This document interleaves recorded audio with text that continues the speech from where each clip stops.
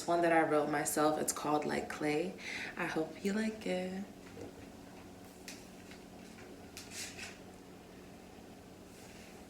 Your eyes reached into me like the sea does to sand. You left me submerged in water. What was once a granular substance became dripping mold. This pull of yours started to make me transform. Soon I morphed into your partner, your flexible muse. Your touch created endless possibilities out of me. I was useful. I was adaptable. Your presence gave me purpose and direction. I was pottery art and you were my claymaker. You capitalize off of my eagerness, my ability to shift under colorful tides, my competence to become whatever it is that you needed. You made me into a cup just to quench your thirst. You made me into a plate just to fuel and nourish your hunger. You made me into a shelf just to heighten up your accomplishments. All of me was for the betterment of you, but inside, who was I outside of you? My heart's wrapped around the spinning wheel. Will you ever serve me and my needs? Like Clay.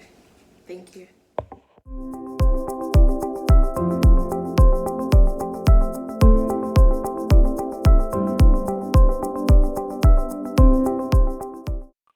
Hey guys, so I hope you liked the video of my new poem, Like Clay, that I wrote myself. And this portion of the video, I want to just kind of go over what Like Clay meant and what it was about. So starting with the title Like Clay, I wanted something that was versatile in meaning, because clay is versatile. It's a visual art, it's a tangible art. However, it's also an experience. It can take on many different forms. It could be things that you use, like homeware or decorative wear. So that's why I wanted Like Clay to be the title, just because much like relationships can take on many different forms, clay can as well. So I felt like they mirrored and complemented each other a lot. So that's why I went with Like Clay. So throughout the poem, we kind of explore someone who is basically being sacrificial. Starting off, it's like, this pull of yours started to make me transform. Soon I morphed into your partner, your flexible muse.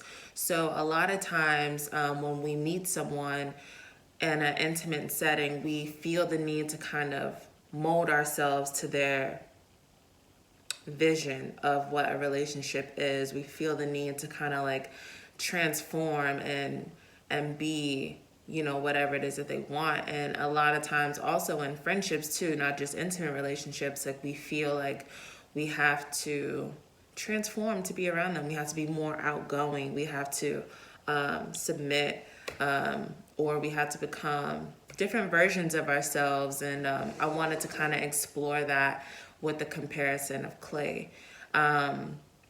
So it also says, you made me into a cup just to quench your thirst. You made me into a plate just to fuel and nourish your hunger. You made me into a shelf just to heighten your accomplishments. A lot of times we do sacrifice ourselves to be there because we don't want to be alone. We don't want to be without someone. We want to be useful. Like, we don't want them to just discard us or throw us away. We want to fit in their life in any way that we can, whether we're being their cheerleader, you know, quenching their thirst, whether we're, or hiding their accomplishments, you know, we want to motivate them, you know, you made me into a plate to fuel and nourish your hunger. You know, we want so desperately to belong that we lose ourselves in this partnership. You know, we lose ourselves in this friendship. We lose ourselves in our work relationships because we don't want to be discarded.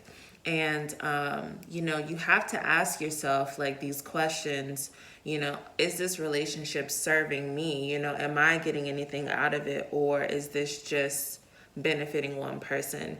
And that's why towards the end, I say, my heart's wrapped around the spinning wheel. Will you ever serve me and my needs? Because it can get pretty lonely when you're constantly at the beck and call of someone else. And when you need something or when you're going through something, you barely get noticed.